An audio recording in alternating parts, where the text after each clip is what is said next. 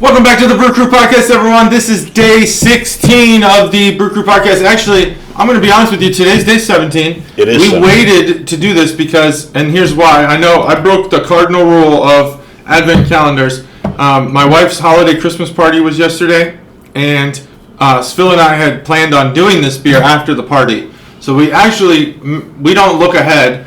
Forgot that this beer was day 16. Got to my house, opened the fridge, pulled out beer 16.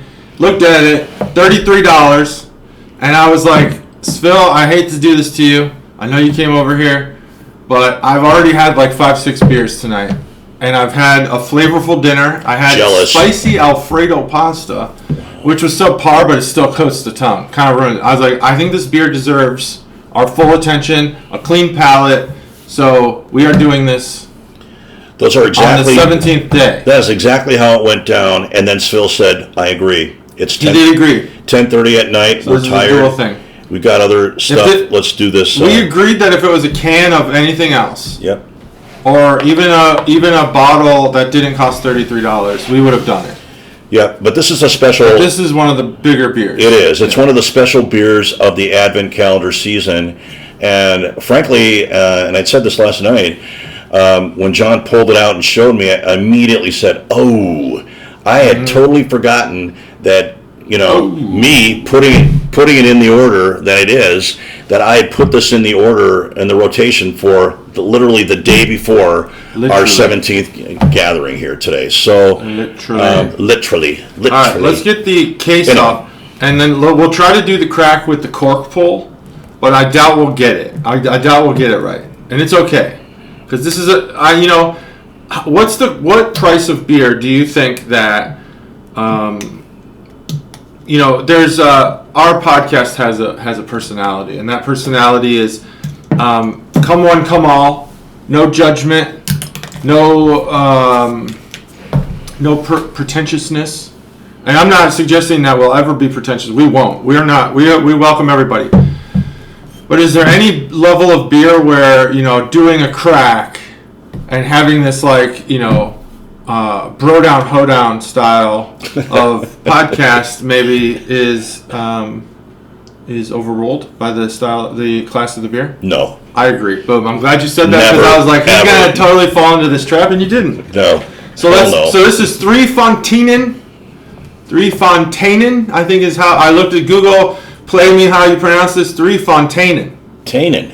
Hey. 3 Fonteinen, right? Is that what you heard? Because I played it with you here. 3 Fonteinen? Yes.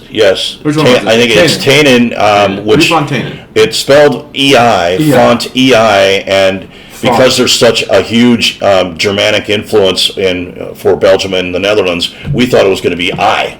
Yeah, Fonteinen. Fonteinen because of the German. Yeah. Fonteinen. But no, it's Fonteinen. So let's crack this. Yep. I know we got a lot to say. What was I just about to say? I lost it. 3 Fonteinen. It's not German. Did you say pronunciation? What type of beer it is? It is a lambic. It's a lambic. A framboisen. What the heck was I going to say? I totally lost it. Don't know. Shit. All right, let's crack this baby open. All right. This is day 16, $33, 3 Fonteinen. We're going to try to get it at the same time. Ready? Let's see how close we come. 3, 2, 1. Ooh, close. That was pretty close. All right. You got a pop. I really didn't get it. I got a kind of a thud. I could smell it without even pulling it up to my face. Oh, yeah. It has a very strong fruit smell. This beer is probably going to be good. So Phil was filling me in on some of the details. I'm going to let you describe what these lambics are. But you described I think like some sort of raspberry. Oh, you described how the carbonation was naturally formed. Also, I was reading about this brewery. They use only natural fruit, no syrup, and something else that I've already forgotten. But it's it's basically the German purity doorway into golden beers. Basically, it's the German purity laws of fruit beers. As it is, right? Because does the German purity law apply to all those beers? Because I feel like I think there's a lot of fruit. the Belgians particularly. up. This is a Belgian beer. Yes. It's a distinctly unique. Belgian beers are distinctly different, as everyone knows already, right? They're the ones that popularized wheat beer, for example. And so here, Hefeweizen, even though it's German, it comes from a Belgian style of beer, right? So, so this is a Belgian beer. It's very, very specifically made. It's made in a very specific valley in Belgium, color. Southwest. Look at the color. Well, I was It's talking. just I didn't mean to interrupt you. No, it's all right. It's beautiful. It's a golden. It's got a little It's bit rose of gold. Apple would call it rose gold. It is rose gold. Exactly right. It's got like a rose tinge to it because there's fruit in it. That's what lambics are. They're a sour, really. They're kind of the original sour. By the way, lambics have been around since the 13th century, since 1200s. Here's what makes them special. There's a valley called the Zen Valley in Belgium that's southwest of Brussels. It's a unique place. They started brewing these beers, and really the only true lambics that there are in the world come from that valley. Why? Because they're open fermented. There's no yeast introduced into this. It's all wild yeast. There's over 200 different kinds of microorganisms, including different kinds of yeast that are in that valley that they let it sit. So wild yeast process includes open top. It's open. Open. That's what wild yeast is all about. So the yeast just kind of just is like, hey, free beer. Right. There's yeast all around us all the time. There's yeast here. There's yeast in every part of the world. This dude's full of yeast. So I am full of yeast. Just ask anyone. It's true. Anybody should watch this. Better to be full of yeast than it is. full of shit. I guess so. And my dad used to always say it's better to be a smart ass than a dumbass. Well, yeah. They don't say smart but shit. But you can be both. Dumb shit. You can't be both. That's true. We have some of those running our country. You probably can't right be now. smart and dumb, but you can be a smart ass and a dumbass. You can be. You can be a really dumb smart ass. So lambic, it's open fermented, so it can't just be grown. It can't be just made anywhere. But they don't introduce yeast. There's no brewer's yeast that are carefully hand selected for this to give it a certain profile. They don't call it an ale. They don't call it a lager. It's wild yeast. So, but it typically takes because it's open fermented with wild yeast, it takes a long time to ferment, and they also put different flavors in there. So you might have heard, we actually had earlier in the podcast, we had a gauss or gauss. Gauss is a kind of, it's a type of lambic. That actually is a special kind of lambic that is that combines or blends 2 and 3 year lambics with a 1 year lambic. Why is that important, Scott? It takes at least. Why is that important, Phil? Phil, sorry. You can use your name. It's you. You're allowed to because you own it.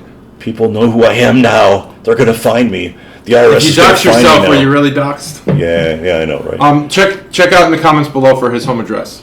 Yeah, and my phone number, right? Yeah, please text my them. personal bank account and social security. Oh yeah, and all that stuff. well that we already gave that away. A long time Oh, thanks, thanks for that. So a gauss or gauss is simply a blending or combining of 2 different types of lambics, 2 to 3 year olds and a 1 year old lambic, because the 1 year old lambic is not yet fully fermented. So they take those, combine them together, stick them in a bottle, and the reason they have this extra reinforcement of a cork and a cap on it, like a champagne bottle, is because the natural fermentation process that continues after all that time creates the carbonation. So it is naturally carbonated.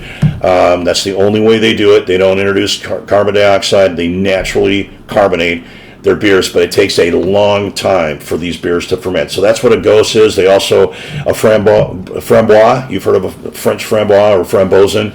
That's a lambic that's simply made with raspberries. That's what we're drinking today. And then there's a creek lambic too. That's the other common form. We've had some creeks on the pod. Yep. Check out our archives for that. Creek lambics are simply a lambic made with cherries, mostly Montmorency or Morello. Love cherries. Yep. Best beer ingredient. Oh man. Cherries. They make a very sour drink. The best beer ingredient. Yep. So I want to see some cherry innovation in beer. I want to see a hazy cherry IPA. How fucking good would that be, dude?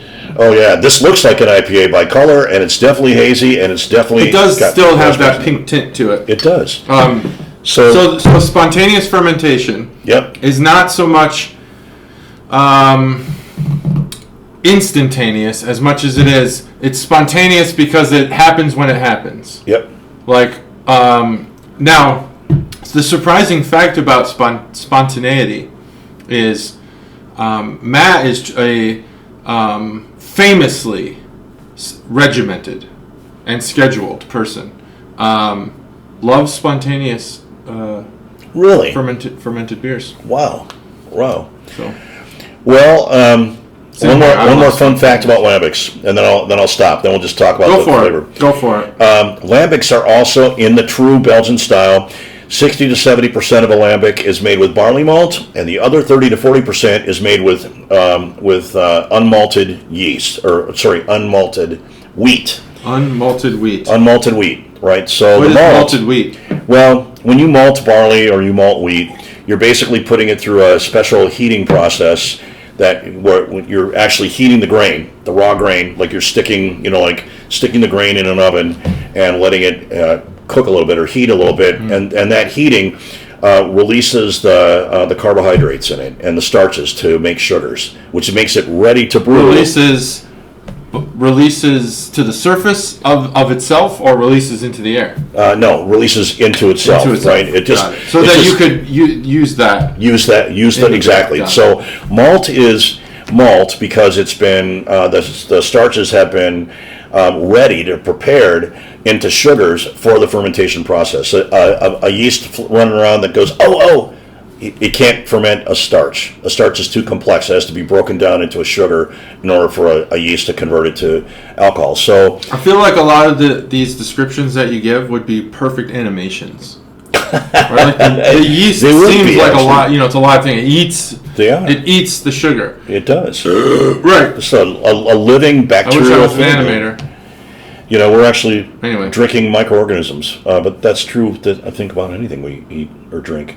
But anyway, all right. That's it. Yeah, that's it awesome. for that's a lambic. That's a framboisen. Last thing on here raspberry. that I don't know anything about is old hops. Thank you. Excellent. You're point. welcome. Thanks for prompting me. One more thing about lambics, and basically generally about any open fermentation, because open fermentation also introduces the possibility of all kinds of unwanted bacteria that are out there, molds, mildews, that sort of thing, into the brew. The longer you keep it exposed, which you have to because it takes a long time, because you have to gather a lot more wild yeast in order to do that. In order to make that happen, there's a much higher risk of spoilage to the beer that happens. So they have to hop the living crap out of it, because hops, as I've talked about in previous podcasts, have oils in there and the main reasons that hops were used were not for the flavors. The main reason was because they have a preservative quality to them. They prevent We have talked mold. about that on the podcast. Yeah. They prevent mold, mildews, other things, nasty things from spoiling the beer. So they used to, in the old days, have to hop the living crap out of it. Now, what they've learned over the years and what they do in modern day is they use old aged hops, which have lost a lot of their pungent flavors, like that cannabis kind of smell when you. So when you say old age, I'm guessing there's a process to that. Maybe we should save this for like its own video, because this sounds like a big thing, like a bigger than a minute or two. Yeah, they dry hop it. They dry hop with old aged hops, and they do that so that the hops are not as laid out to dry for a while. Yeah, they're just laid out. They're laid out to dry, and what they do, anything that's aged loses its strength over time. We know that, right? So the amount of oil in the hops will actually lessen, and flavor, the aroma of the hops will actually lessen dramatically. So they dry hop it, and so they don't have that hop forward flavor to a lambic, so you can taste the fruit. So ingenious, but that's what they do today. That's what old aged hops are. Excellent. That's a really good description. I think we need to do a series. We're going to do a series of beer-education. I love it. With SFIL.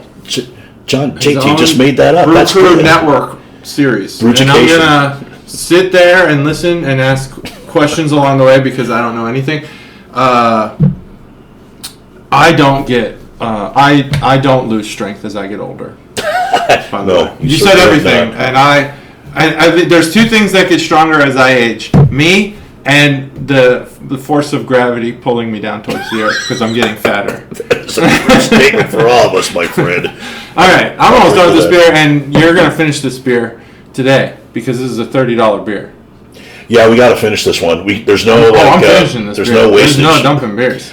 And I will say this, I constantly say I'm not a sour guy, and John keeps reminding me, no, you are a sour guy now. But I like this sour. Yeah. This lambic is really good. You like sours. I'm sorry to tell you that you are a sour person now. These lambics are typically supposed to be amongst the most sour of all beers, and I'm not finding it to be. It's approachable. It totally is. 6.8%. 6.8. I didn't know that. 6.8%, and the sour profile of this beer does not register. It does register for sure. It's sour, but it doesn't hit the sour reflexes, I guess you'd say. Your body's natural defense against sourness. Whatever